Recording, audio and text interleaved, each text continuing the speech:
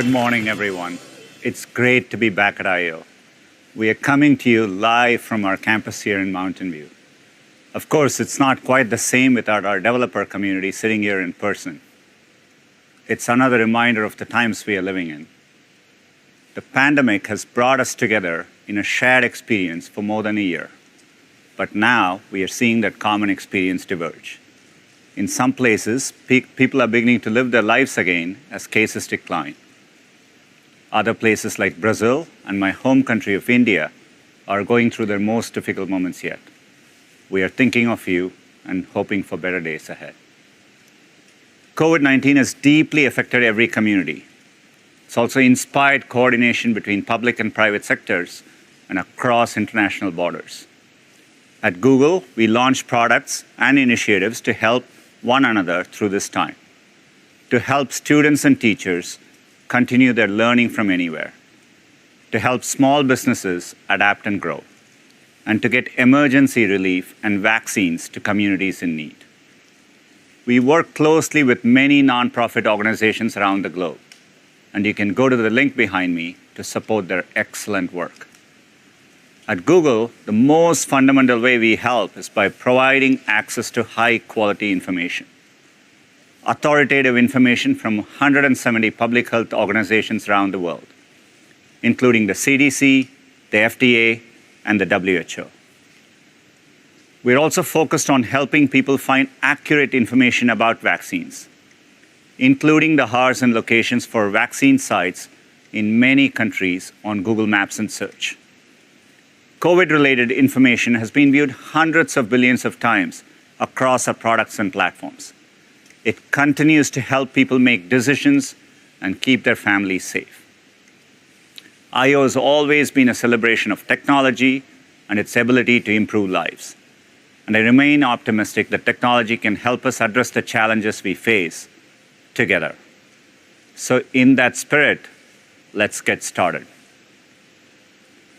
At Google, the past year has given renewed purpose to our mission to organize the world's information and make it universally accessible and useful.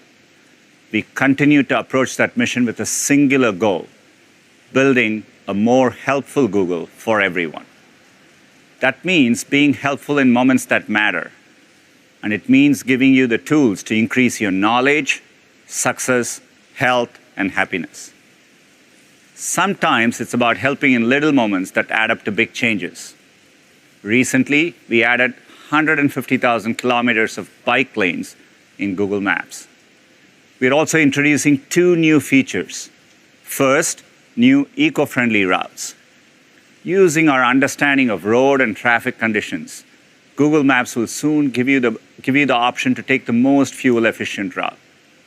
At scale, this has potential to significantly reduce car emissions and fuel consumption. Second, safer routing. Powered by AI, Maps can identify road, weather, and traffic conditions where you're likely to have to suddenly brake.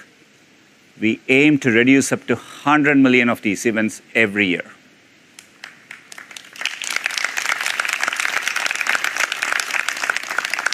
Sometimes it's about helping in the big moments, like helping 150 million students and educators keep learning over the last year with Google Classroom, or keeping students connected with affordable laptops. Chromebooks are now the #1 device globally in K-12 education. In Japan, 40% of local governments chose to deploy Chromebooks to every child in grades 1 through 9. And here in California, we worked with the Department of Education to provide thousands of Chromebooks to students in need. One of the biggest ways we can build a more helpful Google for everyone is by reimagining the future of work. We have seen work transform in unprecedented ways, and it is no longer just a place. Over the last year, offices and coworkers have been replaced by kitchen countertops and pets. With so many people now working from home, access to collaboration tools has never been more critical. In 2006, we introduced Docs and Sheets to help people to collaborate in real time. A year later, we added Google Slides.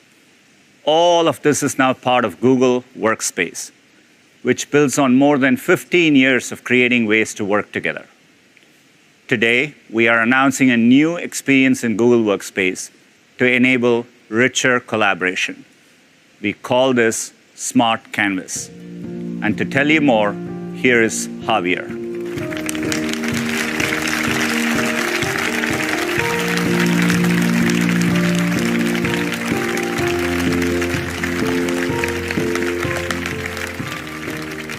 Thanks, Sundar, and good morning, everybody.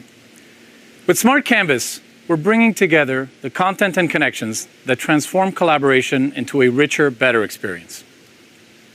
For over a decade, we've been pushing documents away from being just digital pieces of paper and toward collaborative, linked content inspired by the web.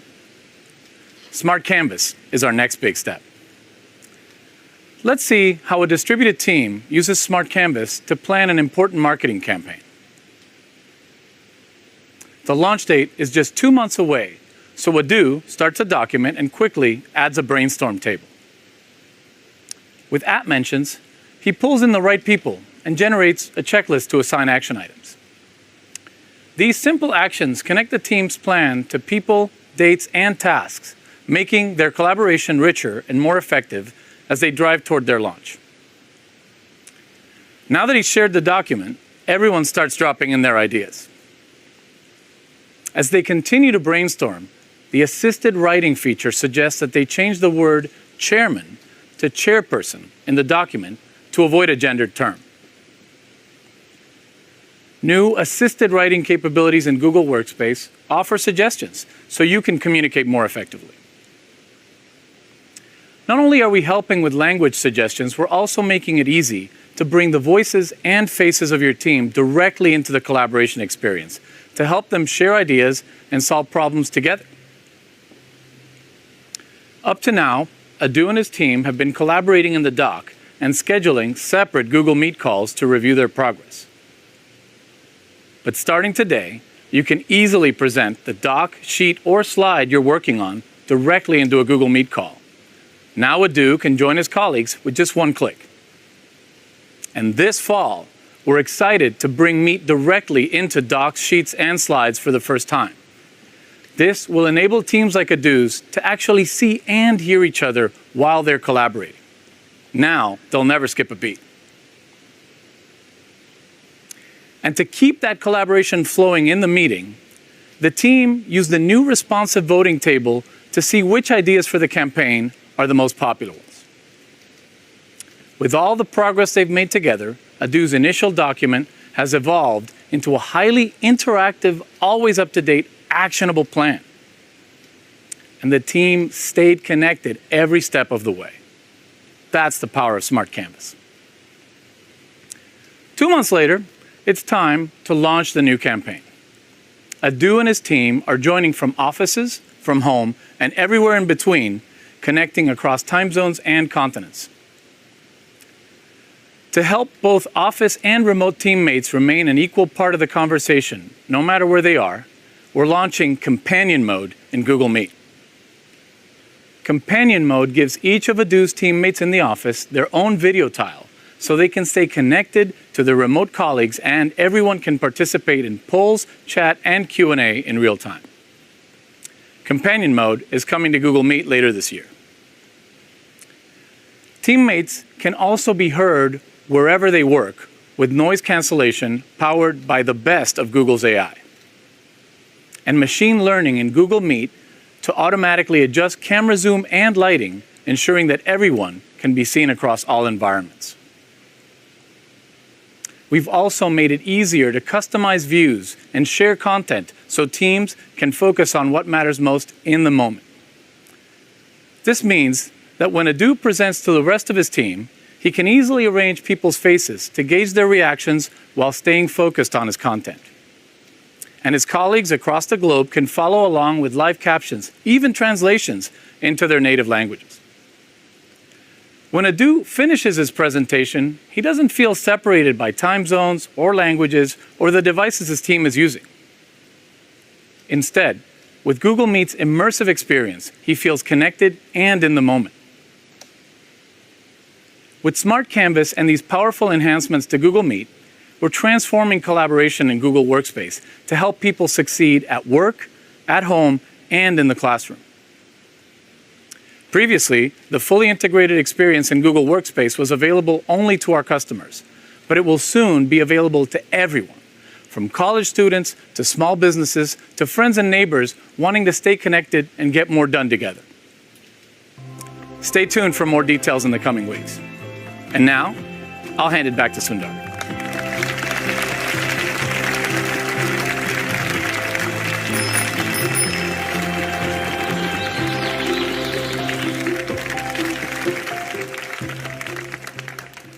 Thanks, Javier.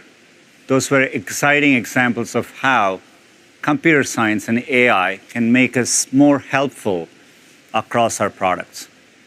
Google Search was built on the insight that understanding links between web pages leads to dramatically better search results.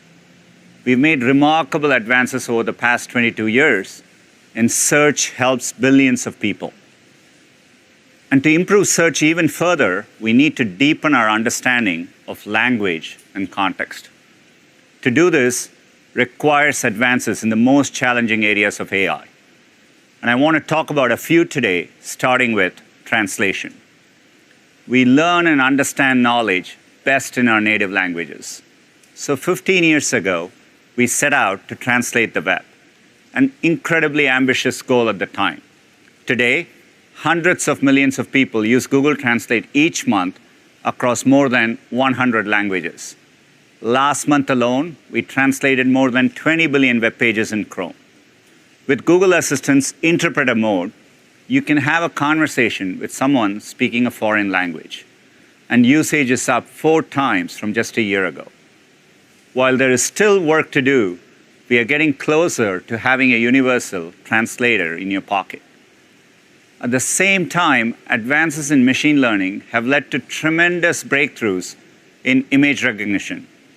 In 2014, we first trained a production system to automatically label images, a step change in computers' understanding of visual information.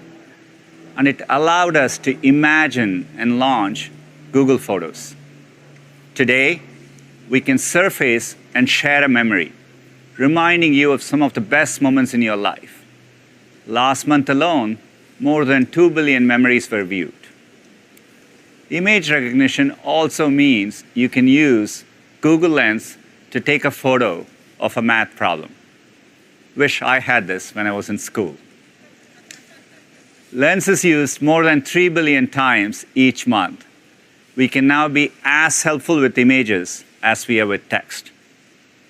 Machine learning has also improved how computers comprehend and communicate with human voices. As Javier shared, that's why we can caption conversations in Google Meet, and why live caption on Android can automatically caption anything running on your smartphone locally. It generates 250,000 hours of captioning every day.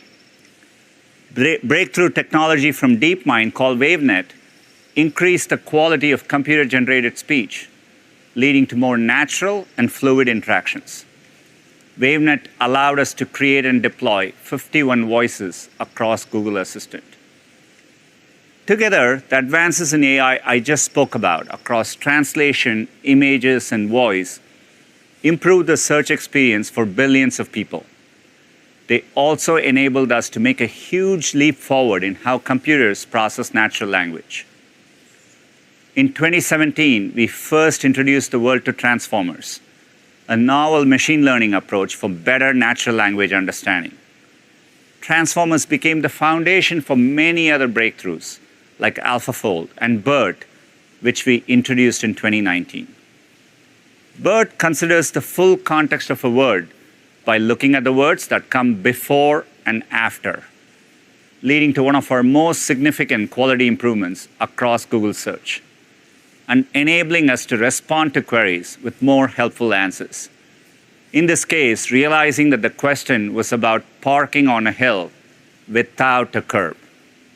We have revolutionized the ability of computers to understand natural language. Yet, despite the incredible power of computers, there are still moments like this. Sorry, I don't understand. This is because language is endlessly complex. We use it to tell stories, crack jokes, and share ideas. We continuously pull from concepts we've learned over the course of our lives. The richness and flexibility of language make it one of humanity's greatest tools and one of computer science's greatest challenges. If someone asks me if the temperature in the room is okay, and I say I'm freezing, they know that I'm very cold, not literally freezing. Or if someone says, "What's the weather like today?" I don't respond, "It's 70 degrees, sunny, and a 12% chance of rain." I'd probably say, "It's starting to feel like summer. I might eat lunch outside." Sensible responses keep conversations going and allow them to end up in a completely different place from where they started. Even if I began by talking about the weather, we may end up talking about football. Today, I'm excited to share our latest breakthrough in natural language understanding, Lambda. It's a language model for dialogue applications, and it's open domain, which means it's designed to converse on any topic. And while it's still in research and development, we've been using it internally to explore novel interactions. For example, say you wanted to learn about one of my favorite planets, Pluto. Lambda already understands quite a lot about Pluto and millions of other topics. Let's listen to a conversation the team had with Pluto a few days ago. I'm so curious about you. I sense your excitement. Ask me anything. Tell me what I would see if I visited. You would get to see a massive canyon, some frozen icebergs, geysers, and some craters. It sounds beautiful. I assure you it is worth the trip. However, you need to bring your coat, because it gets really cold. I'll keep that in mind. Hey, I was wondering, have you ever had any visitors? Yes, I have had some. The most notable was New Horizons, the spacecraft that visited me. That must have been exciting. The team that created New Horizons was very excited to see me. I also sent them back a picture of myself since I had not been seen up close before. That's so great. What else do you wish people knew about you? I wish people knew that I am not just a random ice ball. I am actually a beautiful planet. Well, I think you're beautiful. I am glad to hear that. I don't get the recognition I deserve. Sometimes people refer to me as just a dwarf planet. Don't let it bother you. You're amazing. Thank you for the kind words. I appreciate it. Thanks for talking with me. Anytime, I am always open for people to chat. I hope you have a great day.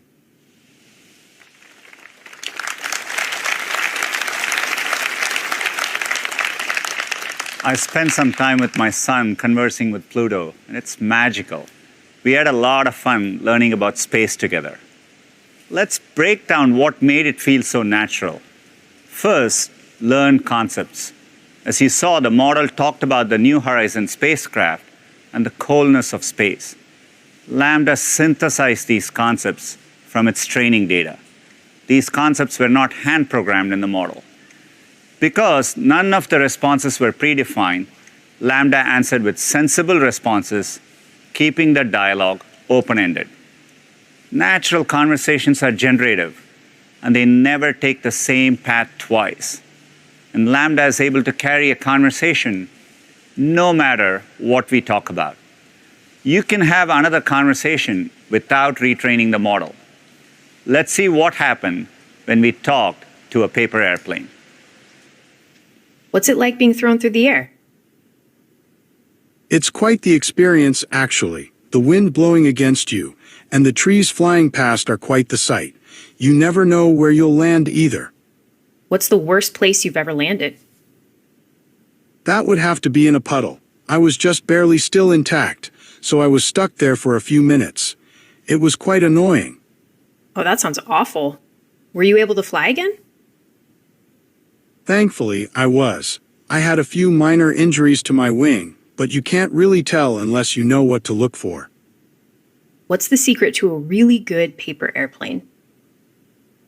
Well, my good friend, I must first ask you to specify what you mean by good. Some may think it's how far it goes, some may think it's how straight it goes, and some may think it's how flat it lands. So what do you think? I care the most about distance. Then I would have to say a nice wide wingspan is what you'll want. Also, the paper needs to be really firm. What's the farthest you've ever flown? I've flown over about 1,500 feet. The wind was perfect that day. Wow, that's really far. That must have been quite a throw. It was. I was actually thrown from a hot air balloon, believe it or not. That's so cool. What did the world look like from out there? It's actually a lot different than it looks from the ground. The world is so large with its vast oceans and mountains. It really puts things into perspective. Yeah, it's important to keep perspective. Hey, I'm wondering, do you have anything you want to share with the people that are watching at home? I do. I just want them to know that if the wind is perfect, and you're made of the right materials, you can go absolutely anywhere.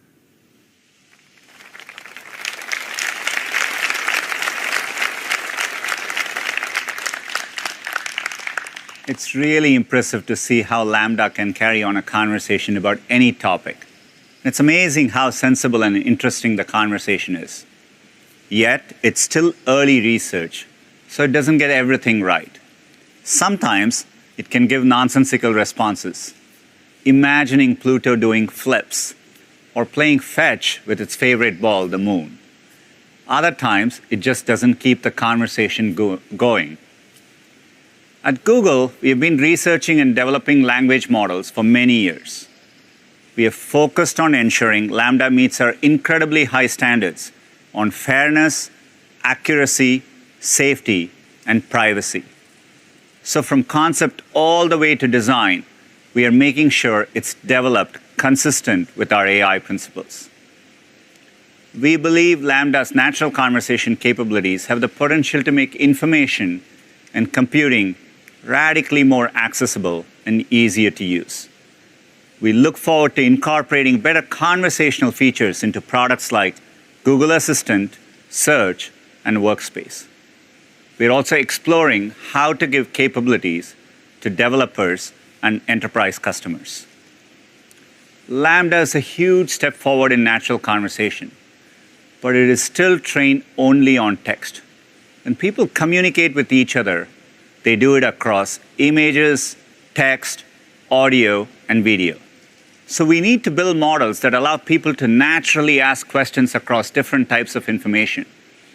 These are called multimodal models. Let's say we want a model to recognize all facets of a road trip. That could mean the words road trip written or spoken in any language, images, sounds, and videos, and concepts associated with road trips, such as weather and directions. So you can imagine one day planning a road trip and asking Google to find a route with beautiful mountain views. You can also use this to search for something within a video. For example, when you say, "Show me the part where the lion roars at sunset," we will get you to that exact moment in a video. It's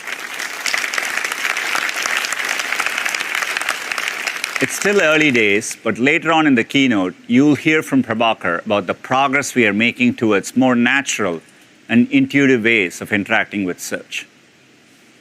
Translation, image recognition, voice recognition, text-to-speech, transformers.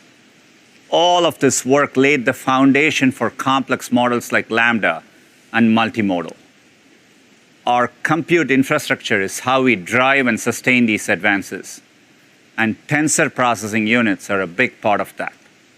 Today, I'm excited to announce our next generation, the TPU v4. These are powered by the v4 chip, which is more than twice as fast as the v3 chip. TPUs are connected together into supercomputers called pods. A single v4 pod contains 4,096 v4 chips. and each pod has 10x the interconnect bandwidth per chip at scale compared to any other networking technology.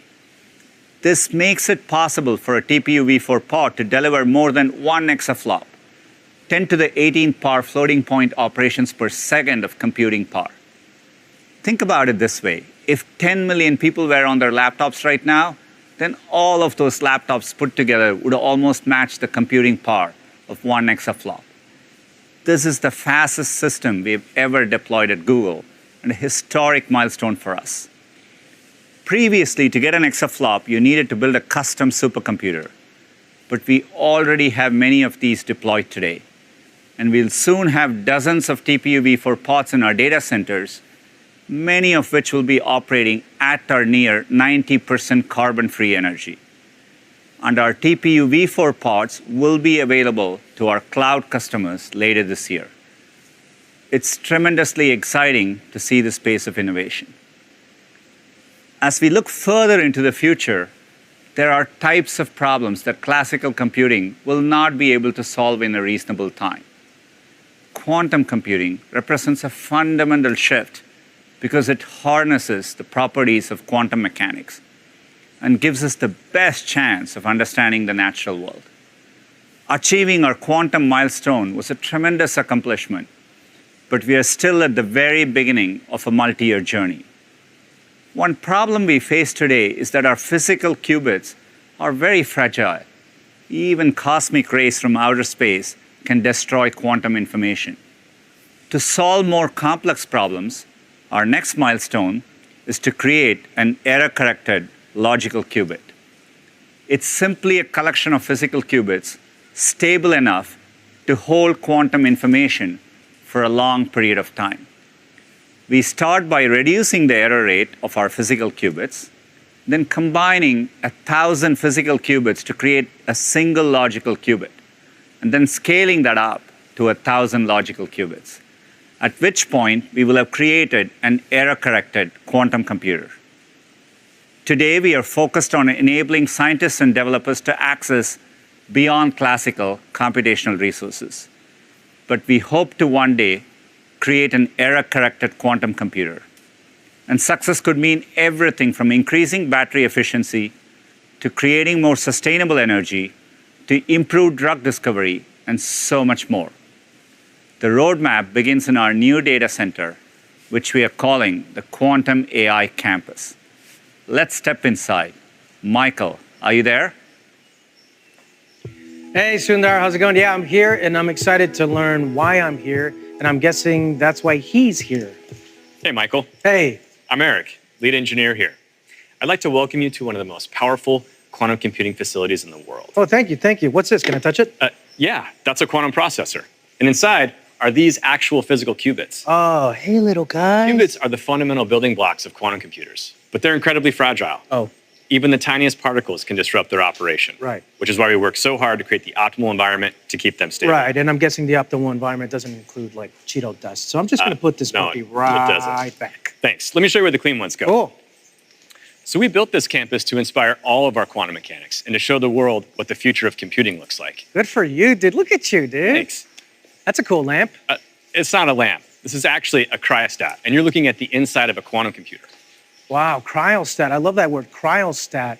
I'm guessing people want to know, what makes a cryostat a cryostat? Eric? Well, everything you see here, from the wiring to the aluminum, copper, and gold metal stages, have been chosen to create a cold and quiet environment for our quantum processors to operate. Right. And in English? It's a fridge for our qubits. Right. And how cold are we talking about? We approach near absolute zero, 10 millikelvin to be precise. Wow. Which means that parts of our lab are some of the coldest places in the universe. Wow, colder than Canada? Yeah, colder than Canada. Colder than Canada. Well, it's not just temperature that's important. In fact, we want to remove all distractions from our qubits. Right. Including unwanted electrical and magnetic signals. Yeah. Who wants that, right? Well, let me show you what the final product looks like. Is this a cryostat? No, that's not a cryostat. What about this? Is this a cryostat? That's not a cryostat. No? This is a cryostat. Nice. In fact, this is a fully assembled quantum computer. Yeah, so where's the keyboard? Well, there's no keyboard, but it contains everything you've just seen inside and custom control electronics, all of which were designed and built by our team here at Google. Wait. Is this a Bob Ross? Is he on the team? Tell me he's on the team. He's not on the team. Okay. But this mural is our homage to Mother Nature. See, quantum is the language of nature, and we're learning to speak it here. It will enable us to run precise simulations of the natural world, unlocking answers that would otherwise remain unknown. Okay, so let me see if I get this right. Okay, so these qubits are really smart, right? But they're really picky about their work environment, so you got to put them in a lamp, right? But even then, they're like, no, I don't want anybody eating any Cheetos around me. And they're like, I'm sorry, okay, I didn't know, right? So then you got to wrap them in like this Bob Ross blanket of love, right? And then you keep them there until they can tell us how to think like the Earth. Am I right? Yeah, it's pretty close. Okay, you know what this is? This is the power button, and I want to start it. We're not quite there yet. I'm glad you're on board. Okay. To date, we've reached the first milestone, beyond classical computational capabilities. This is us. Yeah, we're here. Everything you've seen here today is what we're using to build to our next milestone, an error-corrected logical qubit. Right.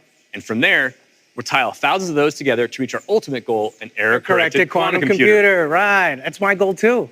Well, you're in luck. We're building a team to assemble all the right ingredients, all right here in the Quantum AI campus that you just helped us unveil. So thank you very much, Michael. No, you know what? Thank you, and thank you for everyone that's joining us. I want to leave you with a couple of my favorite words that I just learned. One of them being qubits, qubits, cryostat, right? And melon chilies. Sundar, it was a pleasure doing science with you.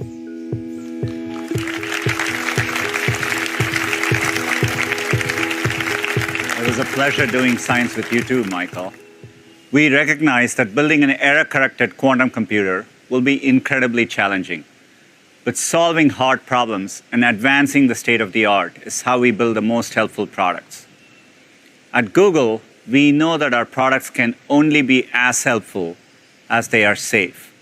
And advances in computer science and AI are how we continue to make them better.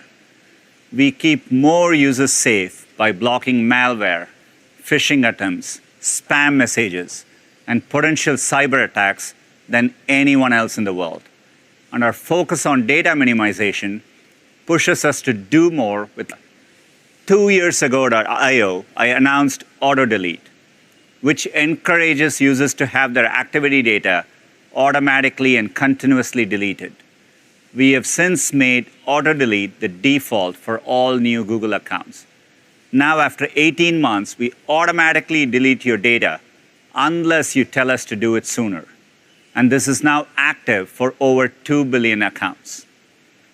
All our products are guided by 3 important principles. With one of the world's most advanced security infrastructures, our products are secure by default. We strictly uphold responsible data practices, so every product we build is private by design. And we create easy-to-use privacy and security settings so you are in control. I'd like to invite Jen on stage to share some examples of how we apply these principles and make every day safer with Google.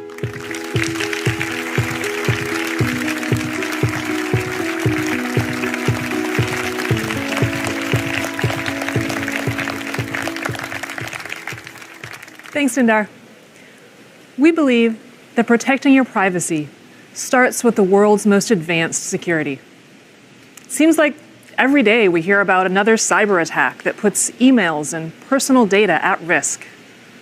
To keep our users safe, everything we build is secure by default.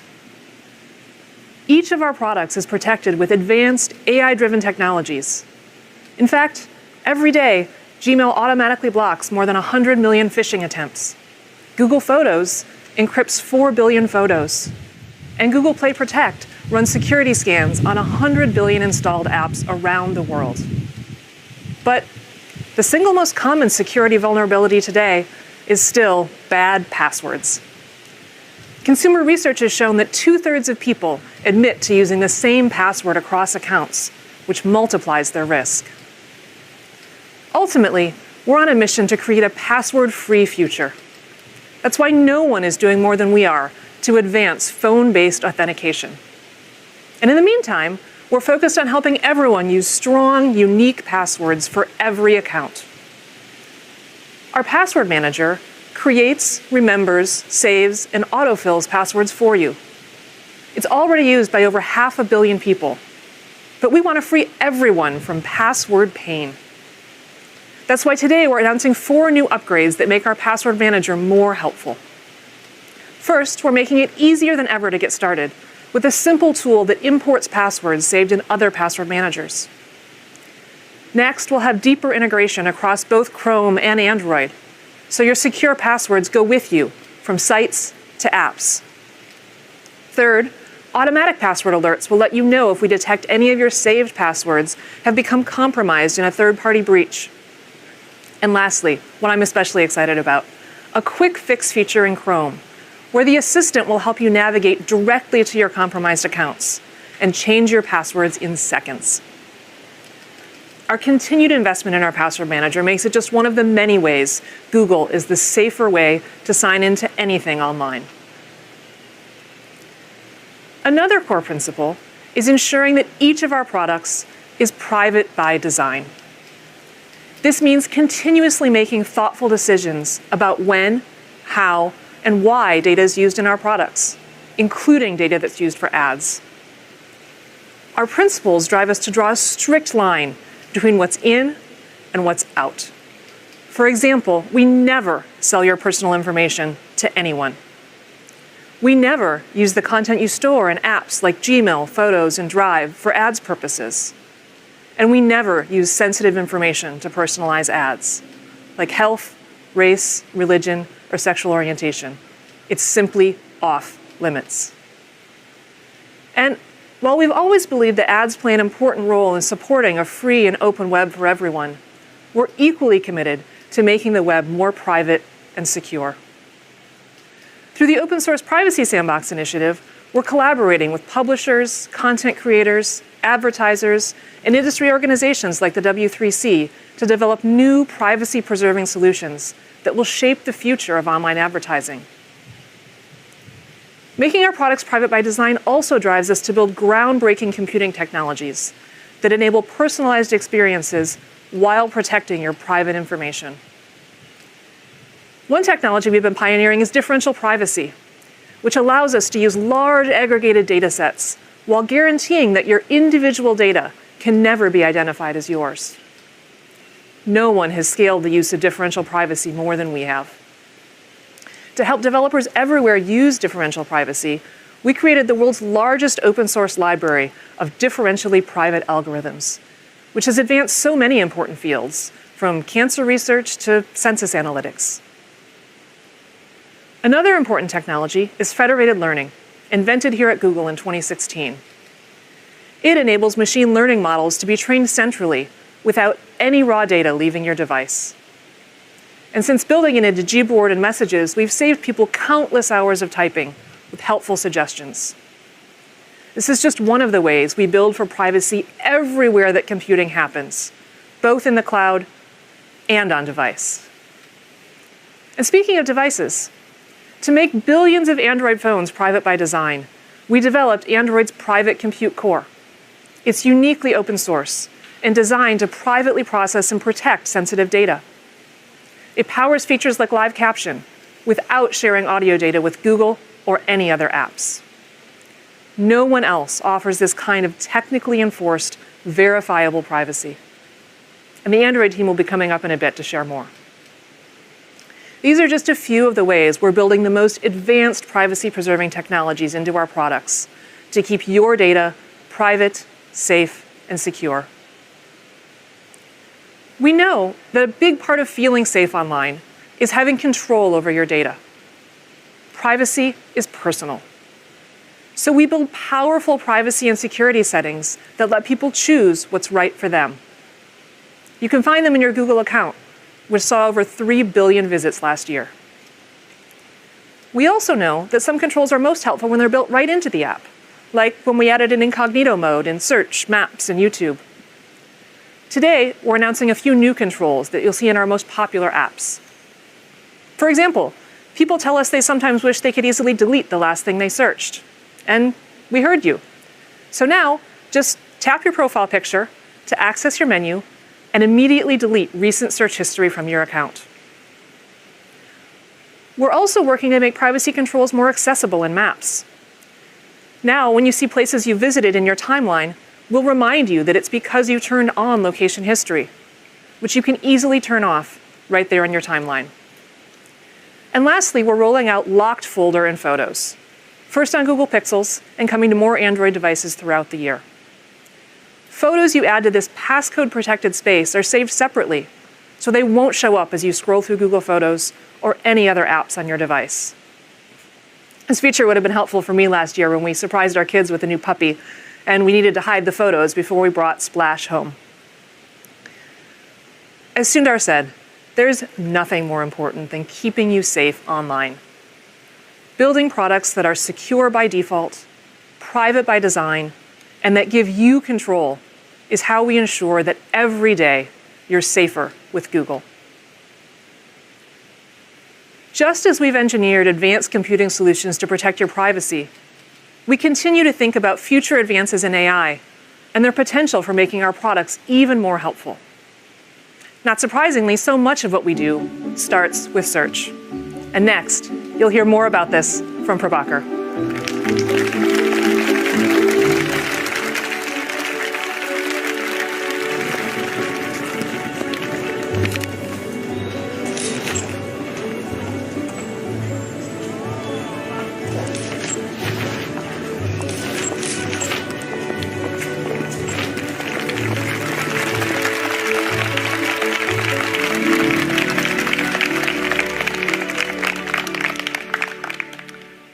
Thanks, Jen.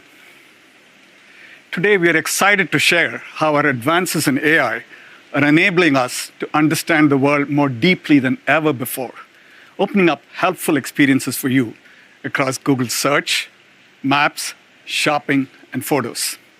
Let's start with Search. 20 years ago, Google was just 10 blue links, connecting people to the information they needed from the millions of web pages out there. Since then, we've continued to innovate to understand new forms of information like images, videos, places, and more. All of this is in pursuit of our mission to make information accessible and useful. As Sundar mentioned, early research with Lambda and multimodality is pushing the boundaries of natural language understanding. And today, I'm excited to share how we'll be bringing some of these research advances to Google Search with our multitask unified model, or MUM, as we like to call it. Like BERT, it's built on the transformer architecture, but it turns up the dial.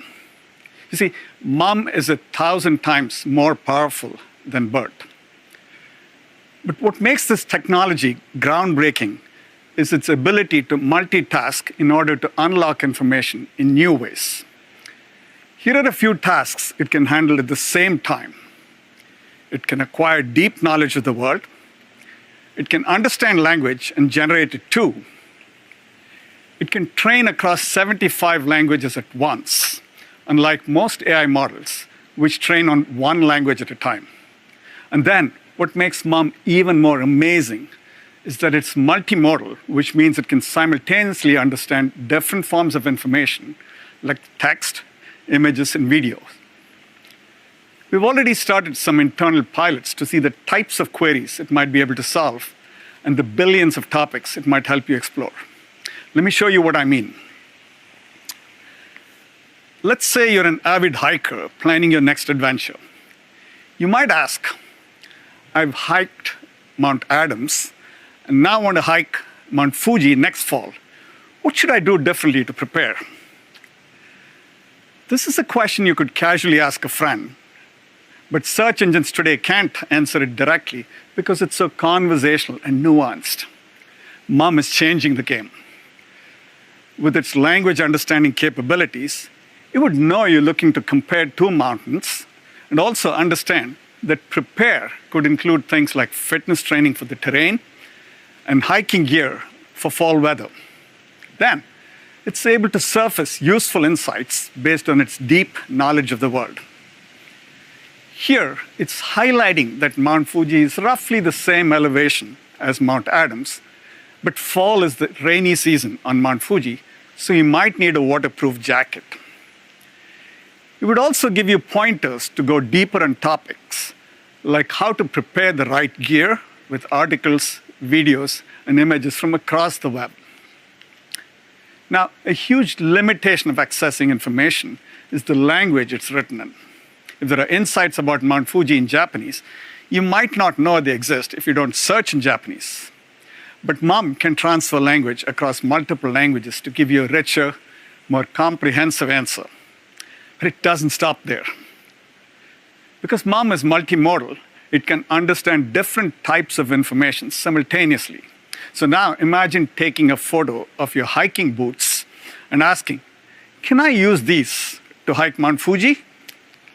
Mom would be able to understand the content of the image and the intent behind your query, let you know that your hiking boots would just work fine, and then point you to a list of recommended gear in a Mount Fuji blog.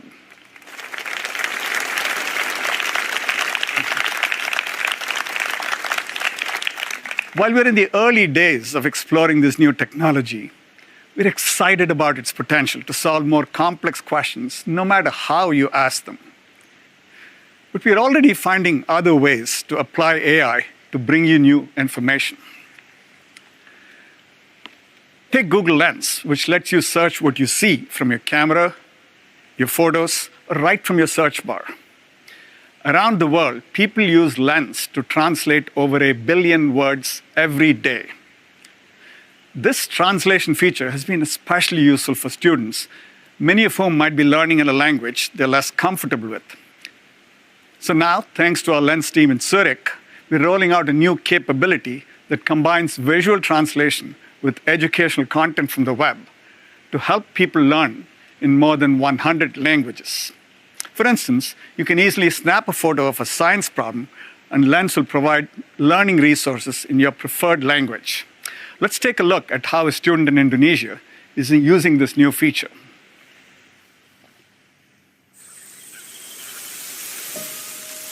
Nama aku Siti Hilfisa, dipanggil Mamai.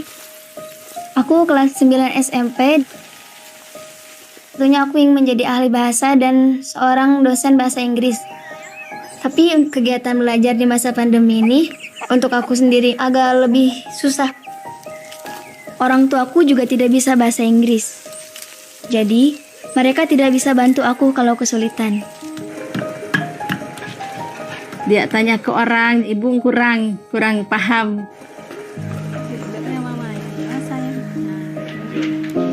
Google Lens memudahkan kegiatan belajar di rumah. Misalnya aku mendapat tugas pelajaran matematik yang bertuliskan bahasa Inggris. Gak hanya translate, dari situ aku juga bisa terhubung dan langsung mencari tahu apa terjemahan dan solusi untuk mengerjakan pelajaran matematika itu.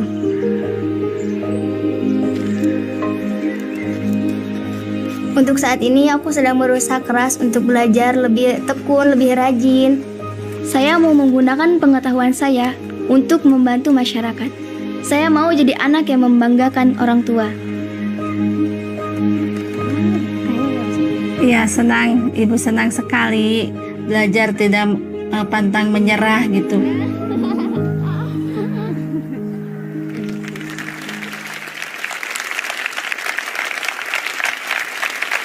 It's always inspiring to see stories like Mamai's. And it brings to life the power of visual information, especially for learning. That's why we brought augmented reality to search 2 years ago at I/O to help you explore concepts visually up close and in your space. You might remember the shark that joined us on stage. Last year, when many of us first started sheltering in place, families around the world found joy in AR. From tigers to cars, people interacted with this feature more than 200 million times. Now, we're bringing some of the world's best athletes to AR so you can see how they perform some of their most impressive feats right in front of you.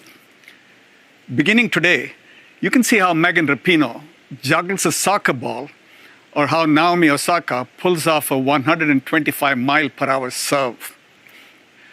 You can even see Simone Biles land one of the most difficult combinations ever completed.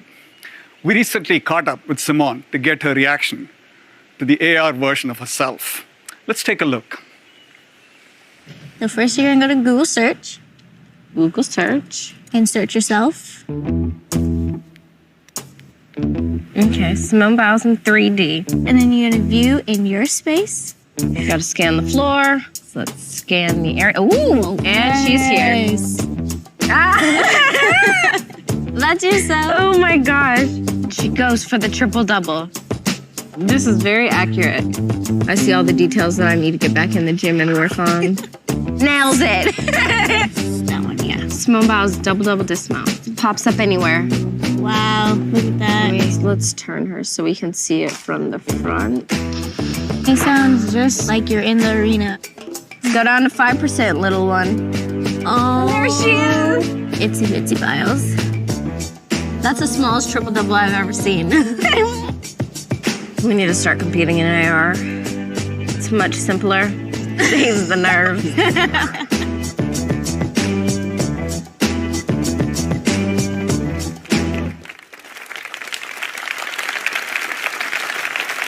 No matter how many times I see that, I still think it's pretty incredible.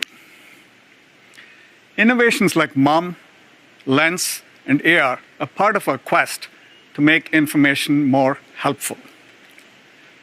But information is only helpful if it's trustworthy and reliable. The world is constantly changing. Getting access to reliable information is particularly critical during times like the pandemic or breaking news. It's in these moments and so many others that people turn to Google. At our foundation, we design our ranking systems to prioritize high-quality content. And for critical topics like COVID, we elevate information from expert sources. People come to Google to evaluate claims they've heard, whether that's in conversations with friends or something they read about online. Over the past year, searches for, is it true that, were even higher than how to bake bread. And that's saying something, given last year's sourdough craze. We're building features that make it easier for you to evaluate the credibility of information right in Google search. One of the ways we're doing this is with About This Result, a feature we launched earlier this year that makes it easier to check the source. Just tap the 3 dots next to the search result to see the details about the website, including its description, when it was first indexed, and whether your connection to the site is secure. This context is especially important if it's a site you haven't heard of and want to learn more about it. This month, we'll start rolling out About This Result to all English results worldwide, with more languages to come. And later this year, we're going to add even more detail, like how the site describes itself, what other sources are saying about it, and related articles to check out. This is part of our ongoing commitment to provide you with the highest quality of results and help you evaluate information online. When we understand information, we can make it more helpful to you, whether that be information on the web, from your camera, or from the billions of places in the physical world.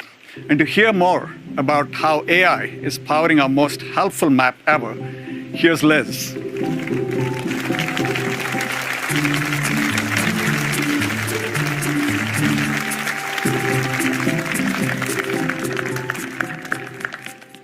Thanks, Prabhakar. We're constantly working on new features to make maps more helpful for the more than 1 billion of you who use it every month. Advances in AI are helping us reimagine what a map can be. This year alone, we're on track to release more than 100 AI-driven improvements to give people richer and more contextual information about the world around them. Let me share just a few examples. We've seen how helpful AR can be to see how athletes perform their most impressive feats. 3 years ago, with Live View in Google Maps, we were the first ones to use AR at scale to help see where to go, with signs and arrows overlaid on the real world. Today, we're still the only company who has AR navigation and maps in more than 100 countries, from big cities to rural towns. So far, though, Live View has been focused on navigation to help you easily get from point A to point B. But now you can also use it to explore the world around you. You'll be able to access Live View right from the map and instantly see details about the shops and the restaurants around you, including how busy they are, recent reviews, and photos of those popular dishes. This is possible because we match what your camera sees, with millions of businesses sharing rich information on Google Maps. In addition, there are a host of new features coming to Live View later this year. First, we're adding prominent virtual street signs to help you navigate those complex intersections. Second, we'll point you towards key landmarks and places that are important for you, like the direction of your hotel. Third, we're bringing it indoors to help you get around some of the hardest to navigate buildings, like airports, transit stations, and malls. Indoor Live View will start rolling out in top train stations and airports in Zurich this week and will come to Tokyo next month.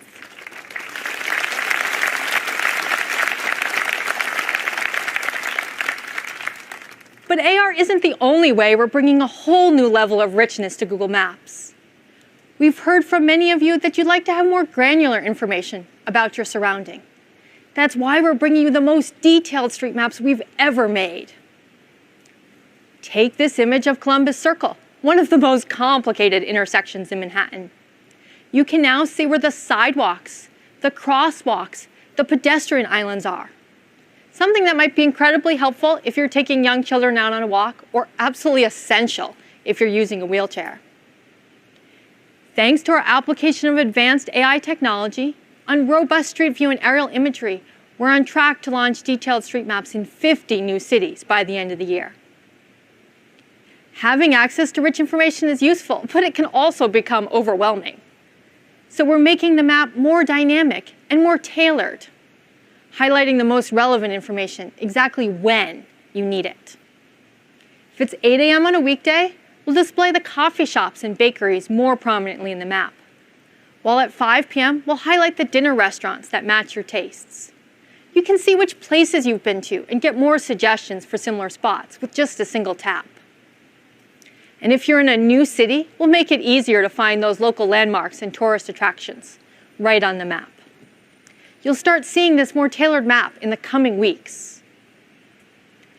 And as you're planning your day, people have found it really useful, especially during this pandemic, to see how busy a place is before heading out. Now we're expanding this capability from specific places, like restaurants and shops, to neighborhoods with a feature called Area Busyness. Say you're in Rome and want to head over to the Spanish Steps and its nearby shops. With Area Busyness, you'll be able to understand at a glance if it's the right time for you to go, based on how busy that part of the city is in real time. And as you heard before, we use our industry-leading differential privacy techniques to protect anonymity in this feature. Area Busyness will roll out globally in the coming months. So that was a lot. To recap, we are expanding our Live View capabilities, making maps more detailed and tailored, and showing you how busy certain areas are to help you make sense of the world all around you. All of this is possible because of our deep, deep commitment for over 16 years to build the world's most helpful map for people everywhere. That means mapping roads across more than 60 million kilometers, listing more than 1 billion buildings, creating a community of over 150 million local guides, and finally, applying the most advanced AI technology, all so you can have the most accurate, comprehensive, and detailed map wherever you live in the world, on any device, Android or iOS. Access to rich information is crucial, whether you're exploring a new neighborhood or trying to get things done.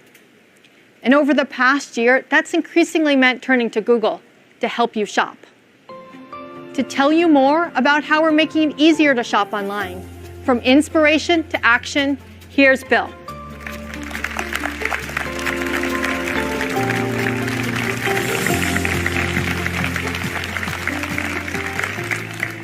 Thanks, Liz.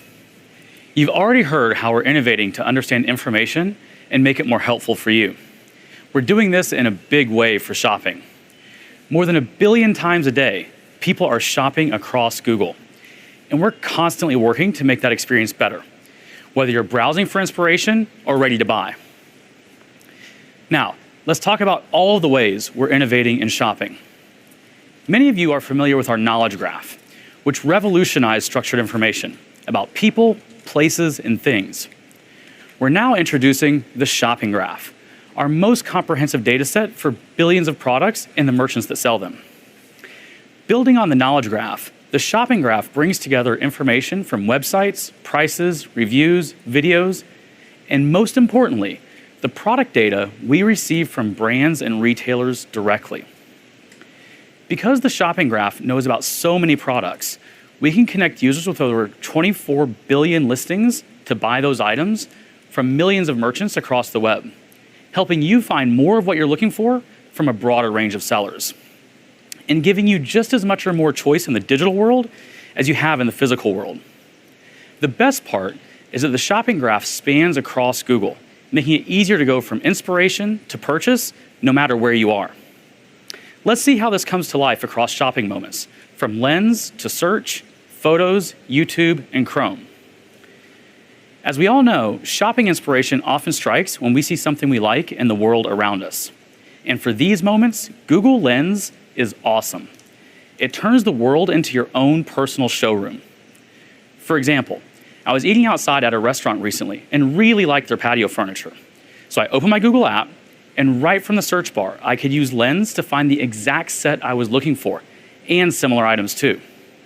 I showed the patio set to my daughter, but she didn't love it. So it was back to the drawing board.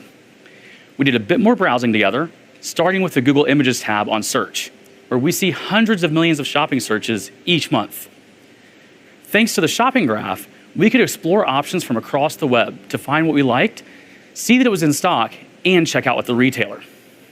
I have this habit though. I'm constantly taking screenshots of products I like, but they usually end up buried in my photos. Here's one I've saved for a pair of sneakers I saw. But now, to solve for this, when you view any screenshots in Google Photos, there'll be a suggestion to search the photo with Lens. You'll see organic search results that can help you find that pair of shoes or browse similar styles. Then, once you have ideas, you probably want to do some research and might end up on YouTube. Earlier this year, we shared that we're building a new experience to make it easier to shop products you learn about from your favorite YouTube creators. That experience is in pilot now, so stay tuned for updates. And since we're talking about researching, I don't know about you, but I often jump around from site to site when I'm comparing products. And if I get distracted or close any tabs, it can be hard to keep track of items I've found. Soon on Chrome, when you open a new tab, you'll be able to see your open carts from the past couple of weeks. For example, I'm reminded that I've still got a shirt in my 10-tree cart and a few things in my Lowe's cart. We'll also find you promotions and discounts for your open carts if you choose to opt in. Here, I can see Electronic Express is offering 10% off. Your personal information and what's in your carts are never shared with anyone externally without your permission. Now, once you're done researching and are ready to buy, we also want to help you get the best value. Coming soon, we'll use your favorite loyalty programs from merchants like Sephora and Target to show you the best purchase options. In this example, since you're a Sephora Beauty Insider, you already qualify for a promotion. And if you're not ready to buy, you can opt in for price drop notifications. Taking a step back, these experiences are only possible because of our vibrant community of retailers on Google. We're proud to take an open ecosystem approach that helps any merchant, both big and small, get discovered. And that gives you more shopping choices. This has been more important than ever in what's been a tough time for businesses. That's why this past year, we accelerated our plans and made it free for merchants to sell their products across Google. Since then, we've seen an 80% increase in merchants on Google, with the vast majority being small and medium-sized businesses. And today, we're making it easier than ever for merchants of all sizes to get on Google. Together with Shopify, we're excited to launch a seamless integration so that the more than 1.7 million merchants on Shopify can reach more consumers in a matter of minutes. With just a few clicks, these retailers can sign up to appear across Google's 1 billion shopping journeys each day. From search to maps, images to Lens and YouTube. We believe you deserve the most choice available and will continue to innovate on shopping along every step of the way. So far, you've heard many of the ways we're using AI to make information more useful for you. AI can also help us revisit our favorite memories and moments, especially this past year when many of us have been feeling nostalgic. To talk about new innovations in Google Photos, here's Shimrit.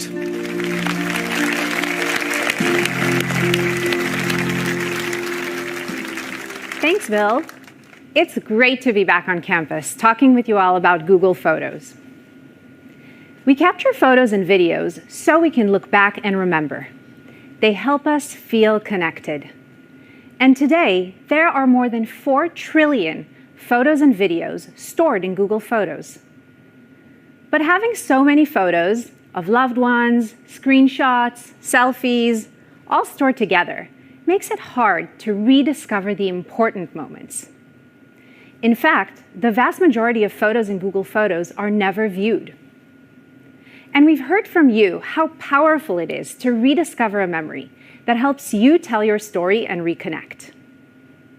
So today, I want to show you new features that use AI to resurface meaningful moments and bring your memories to life, all while giving you more control so you can choose what you want to relive. Soon, we're launching a new way to look back that we're calling Little Patterns. Little patterns show the magic in everyday moments by identifying not so obvious moments and resurfacing them to you. I'll show you how this works. This feature uses machine learning to translate photos into a series of numbers and then compares how visually or conceptually similar these images are. When we find a set of 3 or more photos with similarities such as shape or color, we'll surface them as a pattern. When we started testing little patterns, we saw some great stories come to life, like how one of our engineers traveled the world with their favorite orange backpack, or how our product manager, Christy, had a habit of capturing objects of similar shape and color. Or for me, I received a pattern of my family hanging out on the couch over the years. We have so many fun memories there, but I didn't realize how many pics I'd snapped until I saw this. These photos on their own wouldn't necessarily be meaningful, but when they're pieced together, they tell a story that's uniquely yours. As always, these memories are privately presented to you and are only visible to your Google Photos account. In addition to using machine learning to better curate your memories, we also want to bring these moments to life with cutting-edge effects. Last year, we launched cinematic photos to help you relive your memories in a more vivid way. I want to show you how we're building on this feature with computational photography to make still photos even more immersive. When we take a photo, most of us actually take 2 to 3 photos of the same shot, just to make sure we get the right one. Any parent who tries to get all their kids smiling and looking at the camera at the same time will know what I mean. Cinematic moments will take these near-duplicate images and use neural networks to synthesize the movement between image A and image B. We interpolate the photos and fill in the gaps by creating new frames. The end result is a vivid, moving picture. And the cool thing about this effect is it can work on any pair of images, whether they were captured on Android, iOS, or scanned from a photo album. Creating this effect from scratch would take professional animators hours, but by applying machine learning, we can automatically bring this experience right to your gallery. And we know that looking back is never a one-size-fits-all solution. It's more meaningful when you can look back on content that's personalized to you. So later this year, you'll see new types of memories that are relevant to the moments you celebrate, whether that's Diwali, Lunar New Year, or something else. For me, my family celebrates Hanukkah, so I can look back on a collection of Hanukkah moments right in my photo grid. In addition to providing personalized content to look back on, we also want to give you more control. We heard from you that controls can be helpful for anyone who has been through a tough life event, breakup, or loss. Specifically, we heard from the transgender community that resurfacing certain photos can be painful. So we are working directly with our partners at GLAD and listening to feedback to understand how we can make reminiscing more inclusive. These insights inspired us to give you the control to hide photos of certain people or time periods from our Memories feature. And soon, you'll be able to remove a single photo from a memory, rename the memory, or remove it entirely. We're making all these controls easy to find, so you can make changes in just a few taps. And so, this summer, you'll be able to uncover little patterns, rediscover meaningful memories, or immerse yourself in a cinematic moment. And you can do it all on your own terms with new controls. Looking back is an important part of the human experience, which is why Google Photos is making it easier than ever to relive your memories. Thank you.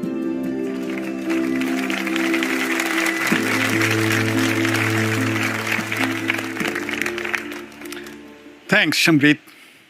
I'm really excited by the progress we are making with AI. As you've heard today, we're using AI to advance our understanding of information and build more helpful experiences across Google Search, Maps, Shopping, and Photos. Next, you're going to hear about innovations in our computing platforms. We're excited to show you all of the improvements to Android 12, the newest release of our open platform, starting with a fundamental change to how you experience it. I'll hand it off to Matthias to give you a look.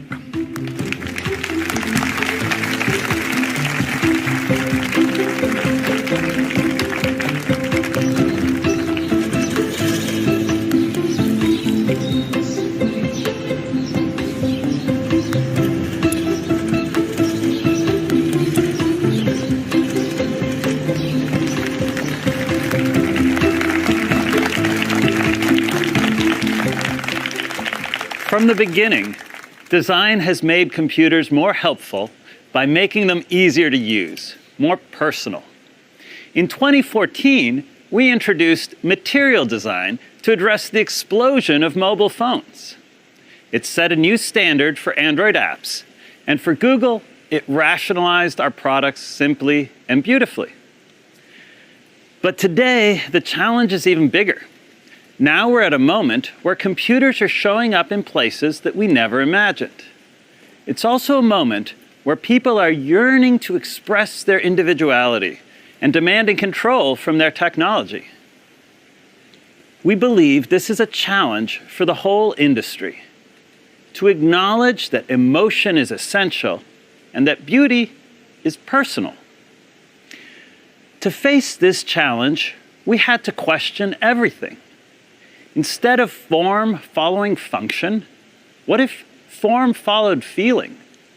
Instead of Google Blue, we imagined Material You, a new design that includes you as a co-creator, letting you transform the look and feel of all your apps by generating personal material palettes that mix color science with a designer's eye, and engineering UI elements to respond in real time. We can delight every style. A new design that can flex to every screen and fit every device. Your apps adapt comfortably every place you go. A new design that never compromises on accessibility, granting transformative control of contrast, size, and even line width. Material can satisfy every need. No longer defaulting to one size fits all, Material You is a radical new way to think about design. We invested years into advancing UI engineering, making it possible for any app, not just Google's, to blend in their users' styles and stay unique and beautiful. As designers, sharing control of every pixel is terrifying. But that leap of faith is revolutionizing design across Google. For the first time, we can consider the details of devices together with the pixels on their screens. We unify everything that Google makes through common proportions, textures, and shapes. We give you tasteful choices, blending into your homes and complementing your wardrobes. More than choice, we uniquely tailor your Google products for the perfect fit. Beyond light and dark, a mode for every mood. These selections can travel with your account across every app and every device. Material You comes first to Google Pixel this fall, including all of your favorite Google apps. And over the following year, we will continue our vision, bringing it to the web, Chrome OS, wearables, smart displays, and all of Google's products. Material You is a way to design differently. We can't wait to see what brings you joy and what you find beautiful. Next are the details of Android 12. Beyond the redesigned widgets and your material palette, Samir will show you our most personal OS ever.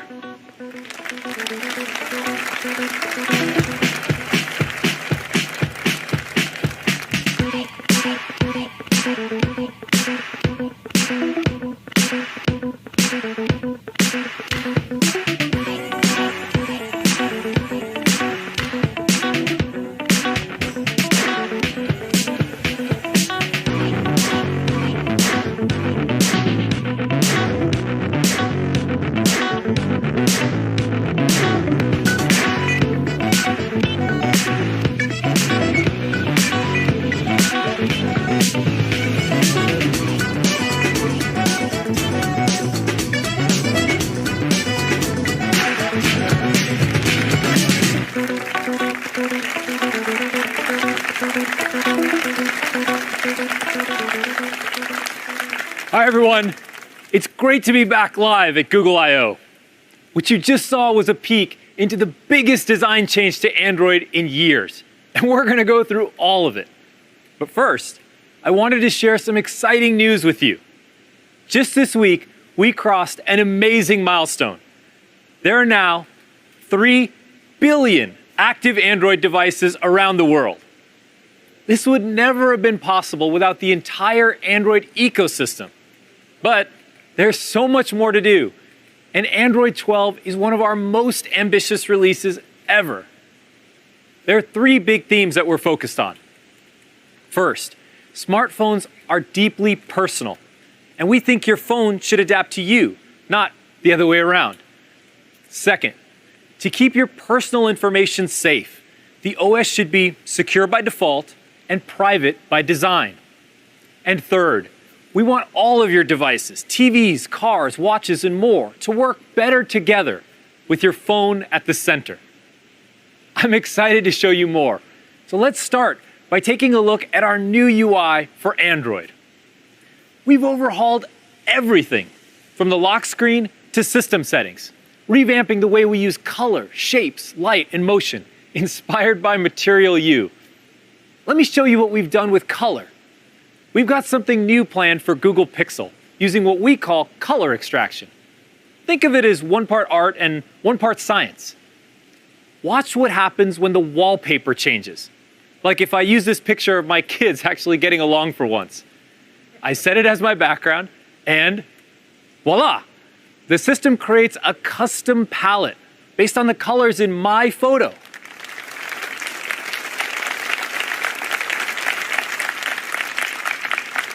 We use a clustering algorithm with material color targets to determine which colors are dominant, which ones are complementary, and which ones just look great together. It then applies hues across different parts of the interface. In other words, it's going to be beautiful. The result is a one-of-a-kind design, just for you, and you'll see it first on Google Pixel in the fall. But this new UI is more than a visual redesign.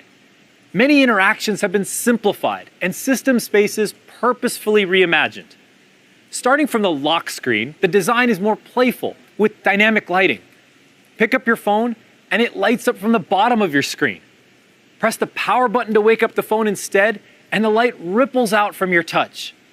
Even the clock is in tune with you.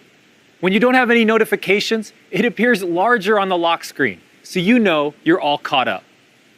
The notification shade is more intuitive, with a crisp at-a-glance view of your app notifications, whatever you're currently listening to or watching, and quick settings that give you control over the OS with just a swipe and a tap. The quick settings space doesn't just look and feel different. It's been redesigned to include Google Pay and home controls while still allowing for customization, so you can have everything you need right at your fingertips. And now, you can invoke the Google Assistant by long pressing the power button, making it easier than ever to harness the power of Google. Our engineers have done some pretty amazing work on performance in Android 12 to make all the motion and animation in the UI super smooth. We greatly reduced lock contention in key system services such as Activity, Window, and Package Manager. And the team also reduced the CPU time of Android's system server by a whopping 22%. Basically, everything's faster. There's a lot to explore in this new design, and I can't wait for you all to try it out. Now, the design isn't the only part of the device that's personal. Our phones hold so much important information, and it's critical to keep it private and secure. To tell you more about that, let me hand it off to Suzanne.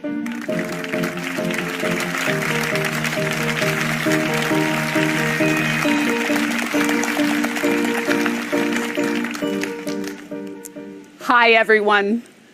From our first device to 3 billion today, we've designed security and privacy for everyone, no matter how expensive their device is. We've built game-changing capabilities for everyone, from file-based encryption to TLS by default and secure DNS to prevent traffic tampering and data breaches. And since 2017, Google Pixel and Samsung Galaxy have continually received the highest security rating in Gartner's annual Mobile OS Comparison Report. Simply put, the most secure devices run on Android. And with Android 12, we're going even further to keep your information safe. Let's start with a common experience, granting an app access to sensitive information. Turn-by-turn directions based on your precise location are really helpful. But we recognize that this access can also raise privacy questions. To give people more transparency and control, we've created a new privacy dashboard that shows you what type of data was accessed and when. This dashboard reports on all the apps on your phone, including all of your Google apps. And we've made it really easy to revoke an app's permission directly from the dashboard. We've also added an indicator to make it clear when an app is using your camera or microphone. But let's take that a step further.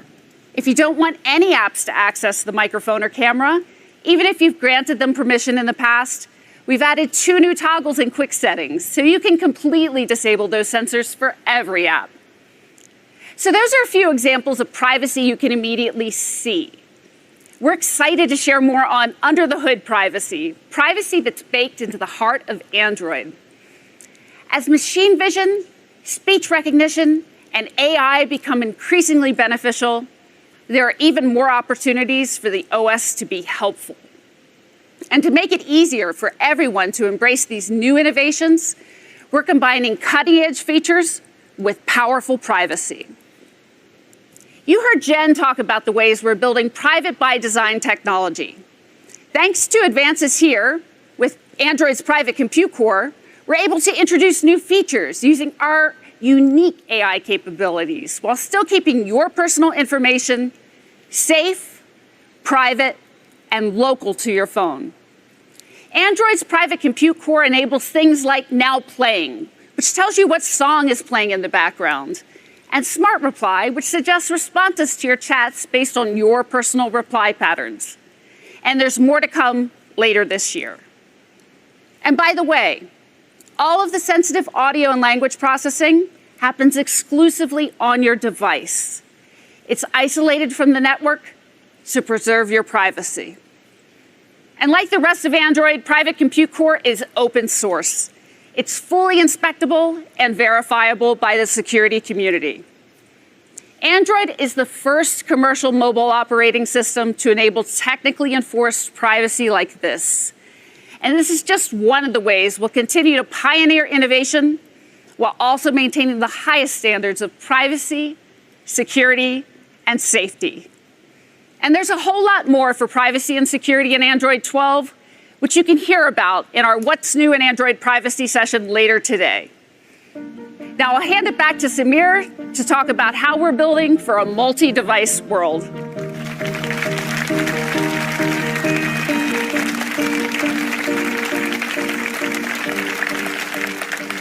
Thanks, Suzanne. Phones have become the center of our digital lives, and they interact with a ton of other devices we use on a day-to-day basis. Laptops, TVs, cars, and more. This next chapter of Android is focused on delightful and helpful experiences across all the devices that are connected to your phone, so that everything just works better together. Let's start by looking at how your phone works with your Chromebook. With a single tap, you can unlock and sign into your Chromebook when your phone is nearby. Incoming chat notifications from apps on your phone are right there in Chrome OS. And soon, if you want to share a picture, one click and you can access your phone's most recent photos. As another simple example, let's talk about your TV's remote. If your home is like mine, the remote is missing like 50% of the time. To keep movie night on track, we're building TV remote features directly into your phone. You can use voice search or even type with your phone's keyboard. It's effortless. For the more than 80 million devices using Android TV OS, this will work right out of the box. And we want all of your smart devices to work together, not just those in your home, even your car. In fact, Android Auto is available in more than 100 million cars. And the vast majority of new vehicles from loved brands like Ford, GM, Honda, and more will support Android Auto Wireless. No more cords. We're also really excited to introduce support for digital car key. Car key will allow you to lock, unlock, and start your car, all from your phone. It works with NFC and ultra-wideband technology, making it super secure and easy to use. Just walk up to your car, step in, and away you go.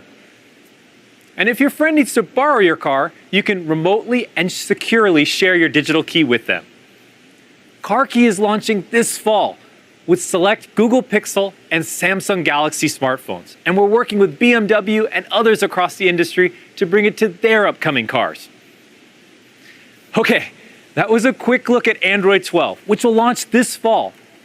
But you can check out many of these features in the Android 12 beta today.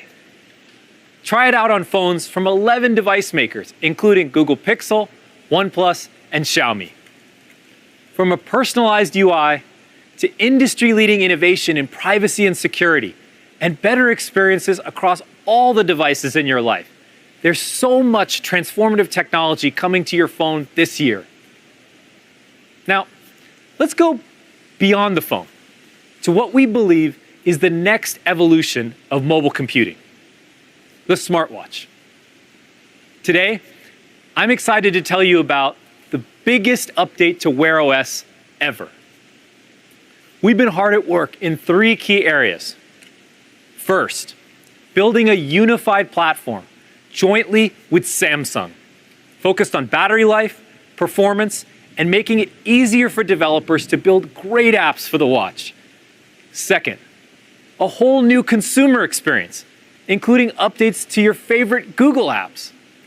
And third, a world-class health and fitness service created by the newest addition to the Google family, Fitbit. There's a lot to share here. So let's get started by talking about our partnership with Samsung.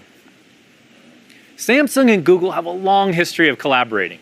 From the early days of Android, whenever we've tackled problems together, the ecosystem has grown for everyone.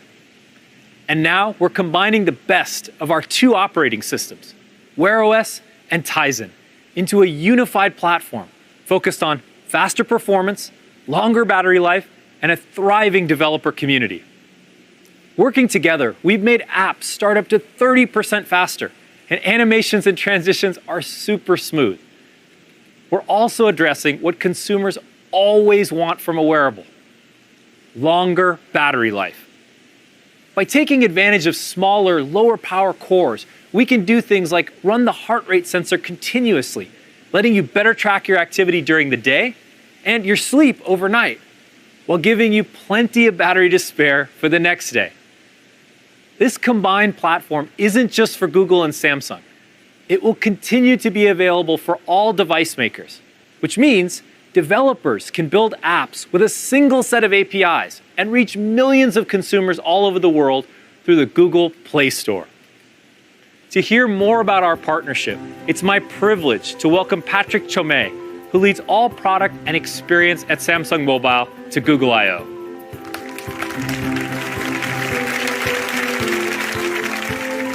Thank you, Samir. For the past 12 years, Samsung and Google have worked together and made Samsung Galaxy and Android successful. We strive to create innovative experiences for Samsung Galaxy users.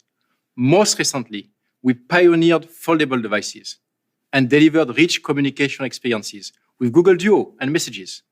And we are very excited about the new chapter of our partnership, wearables.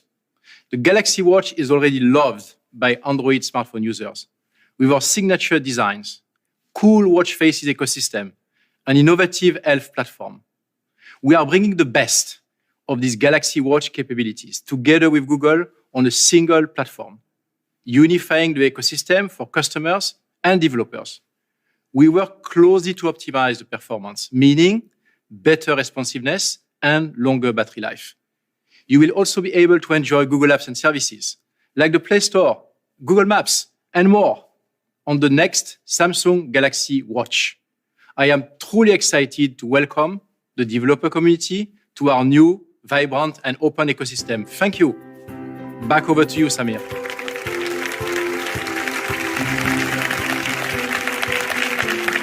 Thank you, Patrick. We're very excited about our partnership, and I know many developers will be thrilled about our unified platform. On top of this new foundation, Wear is also getting a big update to the consumer experience. To tell you more, let me hand it off to Björn.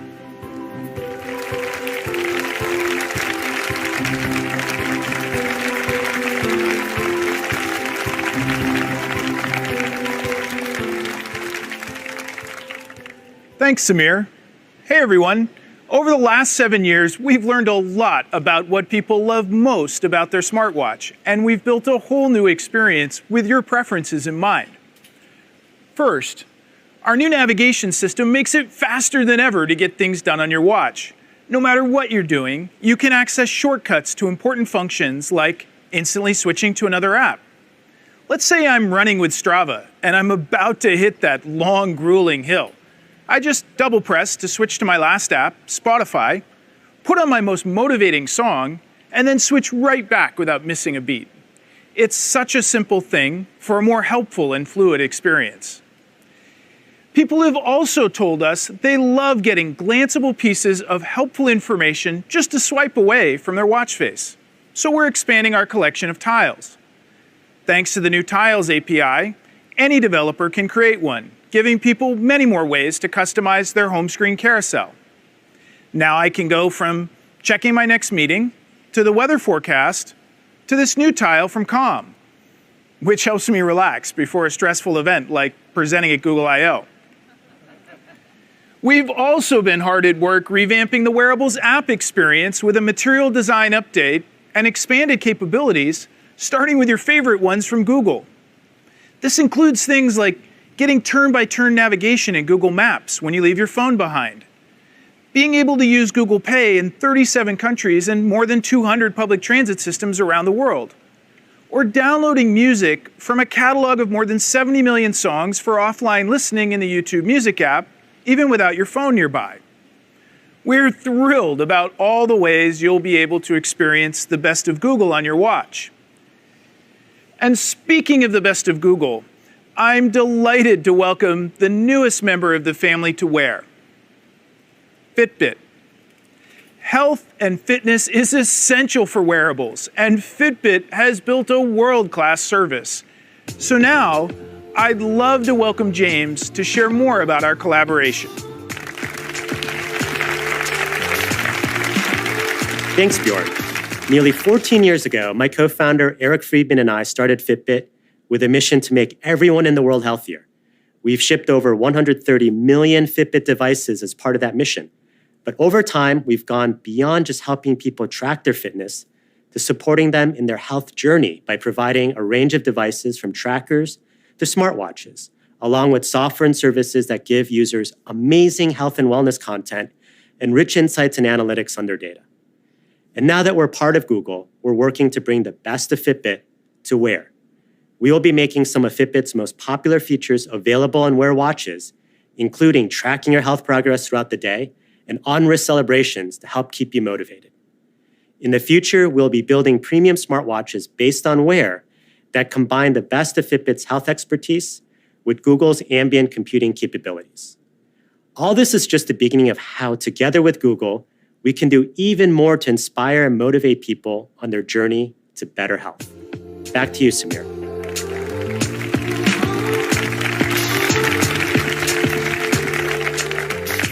Thanks, James. I couldn't be more excited for all the updates starting to roll out this fall. Stay tuned for our developer keynote to learn more about new tools and libraries to help you build great apps for the watch. From a unified platform with Samsung to a new consumer experience and a world-class fitness service from Fitbit, this is a new era for the wearables ecosystem. So that was a lot. But before we move on from Android and Wear, there's something really important to me personally that I wanted to share with you. As the world's largest OS, we have a responsibility to build for everyone. As part of our ongoing commitment to product inclusion, we're working to make technology more accessible and equitable. One of the most important parts of any smartphone is the camera. Pictures are deeply personal and play an important role in shaping how people see you and how you see yourself. But for people of color, photography has not always seen us as we want to be seen, even in some of our own Google products. To make smartphone photography truly for everyone, we've been working with a group of industry experts to build a more accurate and inclusive camera. Let's take a look. People tend to think that cameras are objective, but a bunch of decisions go into making these tools. And historically, those decisions have not been taking people of color into account. It's still reaffirming this idea that Black people aren't worthy of being seen. So far, we've partnered with a range of different expert image makers who've taken thousands of images to diversify our image data sets, helped improve the accuracy of our auto white balance and auto exposure algorithms, and given aesthetic feedback to make our images of people of color more beautiful and more accurate. The process was create almost like a guidebook to capture skin tones. I can't help but think of my mom, and she still thinks that she's not beautiful because of pictures were taken of her when she's younger. How many little girls are thinking they're not beautiful because they were the darkest skinned person in the photo and they didn't get represented? The work is for us to do. It's not for people to change the way they look. It's for us to change the way the tools work.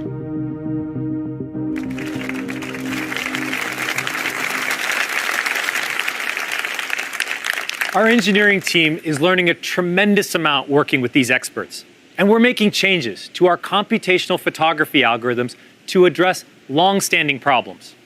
For example, we're making auto white balance adjustments to algorithmically reduce stray light to bring out natural brown tones and prevent overbrightening and desaturation of darker skin tones.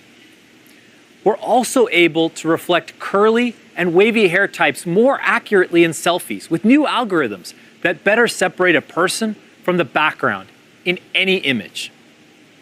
Although there's still much to do, we're working hard to bring all of what you've seen here and more to Google Pixel this fall. And we're committed to sharing everything we learn with the entire Android ecosystem so that together we can make cameras that work fairly for everyone. Thank you.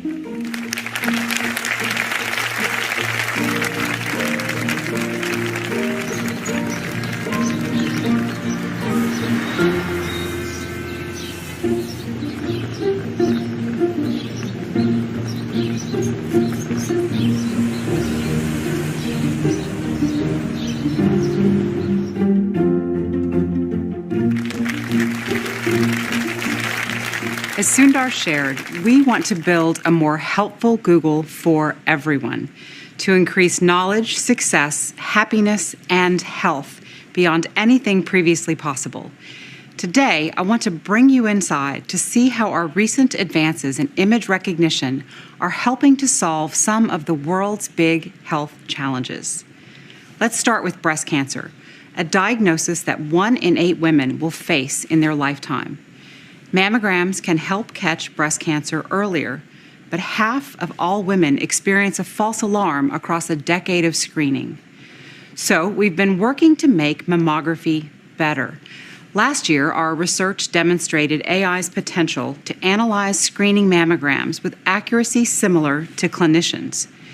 And now we're collaborating with Northwestern Medicine on an investigative device research study to better understand how AI can apply to the breast cancer screening process. Let's hear why this matters.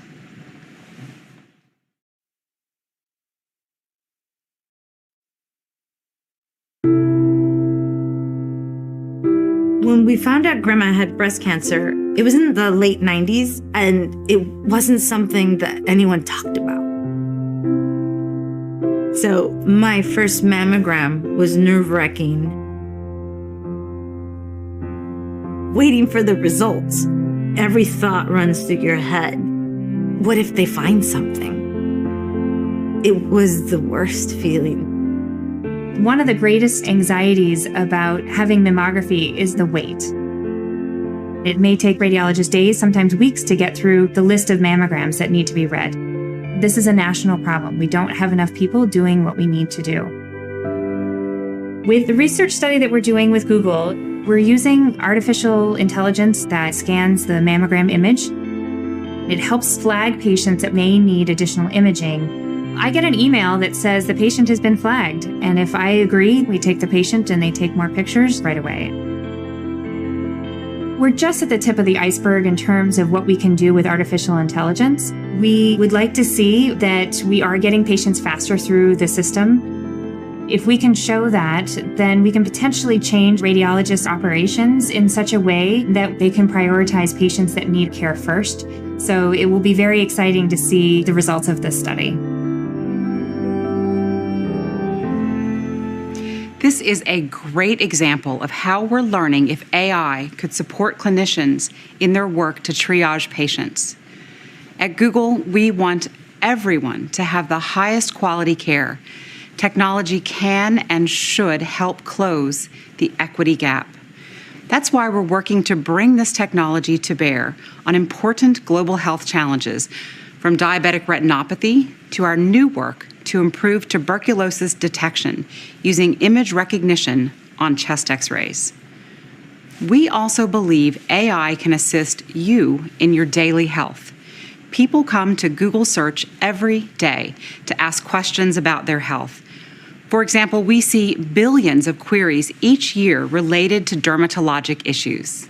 This is no surprise because derm conditions affect about 2 billion people globally.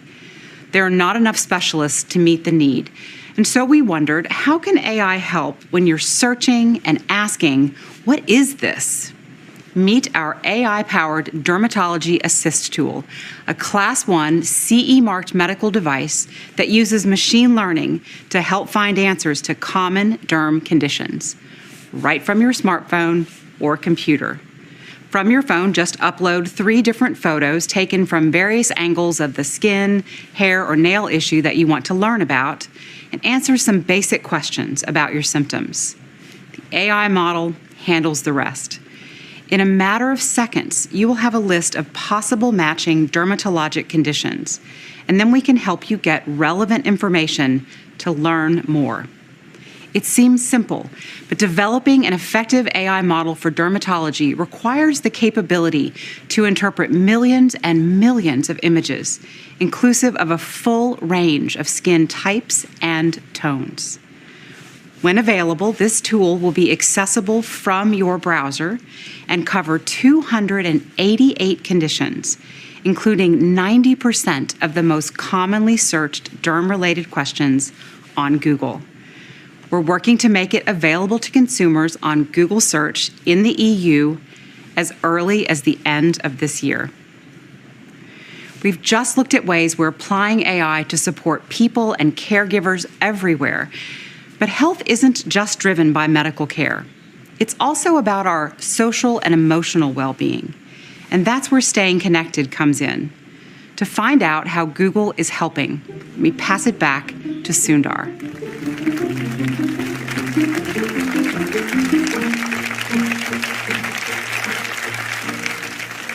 Thank you, Dr. DeSalvo. It's exciting to see the ways in which AI and image recognition are transforming healthcare. There are two additional areas of research where AI will have long-term impact.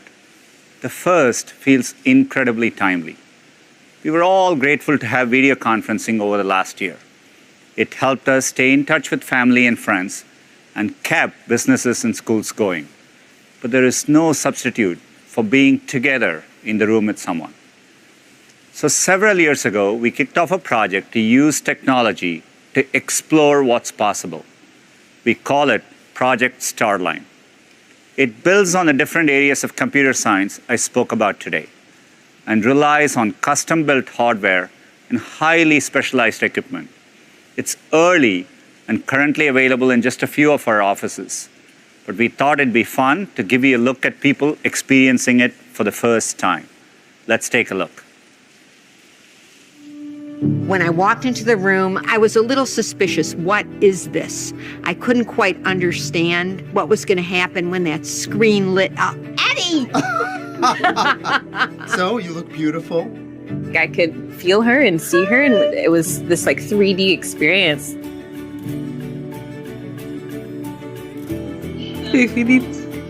I just saw my sister as if she was right in front of me. It really, really felt like she and I were in the same room. It was like she was here. Hi. Wow.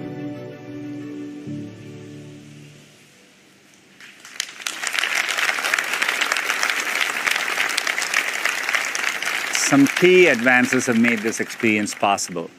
First, using high-resolution cameras and custom-built depth sensors, we capture your shape and appearance from multiple perspectives, and then fuse them together to create an extremely detailed, real-time 3D model. The resulting data is huge, many gigabits per second. To send this 3D imagery over existing networks, we developed novel compression and streaming algorithms that reduce the data by a factor of more than 100. And we have developed a breakthrough light field display that shows you the realistic representation of someone sitting right in front of you in 3 dimensions. As you move your head and body, our system adjusts the images to match your perspective. You can talk naturally, gesture, and make eye contact. It's as close as we can get to the feeling of sitting across from someone. As sophisticated as the technology is, it vanishes, so you can focus on what's most important. With Project Starline, we've brought together a set of advanced technologies with the goal of creating the best communications experience possible. We have spent thousands of hours testing it in our own offices, and the results are promising. There's also excitement from our lead enterprise partners. We plan to expand access to partners in healthcare and media. In pushing the boundaries of remote collaboration, we have made technical advances that will improve our entire suite of communications products. We look forward to sharing more ways for you to get involved in the months ahead. The second area of research I want to discuss is our work in driving forward sustainability. Sustainability has been a core value for more than 20 years. We were the first major company to become carbon neutral in 2007. We were also the first to match our operations with 100% renewable energy. That was in 2017, and we've been doing it ever since. And last year, we eliminated our entire carbon legacy. Our next ambition is our biggest yet. By 2030, we aim to operate on carbon-free energy 24/7. This means running every data center and office on clean electricity every hour of every day. Operating 24/7 on carbon-free energy is a step change from current approaches. It means setting a higher bar to never emit carbon from our operations in the first place. It's a moonshot, like Lambda or quantum computing. And it presents an equally hard set of problems to solve. First, we have to source carbon-free energy in every place we operate, a harder task in some places than in others. Today, 5 of our data centers are already operating at or near 90% carbon-free energy. In Denmark, we built 5 new solar farms to support our newest data center, complementing existing wind energy on the Danish grid. And it's operated carbon-free 90% of the time since day one. Another challenge of 24/7 carbon-free energy is just that. It has to run every hour of every day. So last year, we rolled out the world's first carbon-intelligent computing platform. It automatically shifts the timing of many compute tasks to when clean power sources are most plentiful. And today, I'm excited to announce we are the first company to implement carbon-intelligent load shifting across both time and place within our data center network. By this time next year, we'll be shifting more than a third of non-production compute to times and places with greater availability of carbon-free energy. To reach 24/7, we also need to go beyond wind and solar and tap into sources of on-demand clean energy like geothermal. Geothermal uses the consistent heat from the earth to generate electricity, but it's not widely used today, and we want to change that. I'm excited to announce that we are partnering to develop a next-generation geothermal power project. This will connect to the grid, serving our Nevada data centers starting next year. We believe our cloud AI, combined with the partner's expertise in fiber optic sensing and novel techniques, can unlock flexible geothermal power in a broad range of new places. Investments like these are needed to get to 24/7 carbon-free energy. And it's happening right here in Mountain View, too. We are building our new campus to the highest sustainability standards. When completed, these buildings will feature a first-of-its-kind Dragon-scale solar skin, equipped with 90,000 silver solar panels and the capacity to generate nearly 7 megawatts. They will house the largest geothermal pile system in North America, helping to heat the buildings in the winter and cool them in the summer. Sustainability is one of the defining challenges of our time, and advances in computer science and AI have a huge role to play in meeting it. So it's a fitting way to end our I/O keynote. I think of I/O not just as a celebration of technology, but of the people who use it and build it, including the millions of developers watching today. Over the past year, we have seen how technology can be used to help billions of people through the most difficult of times. It's made us more committed than ever to our goal of building a more helpful Google for everyone. Thank you for joining us today. Please enjoy the rest of Google I/O and stay tuned for the developer keynote coming up next. I hope to see you in person next year.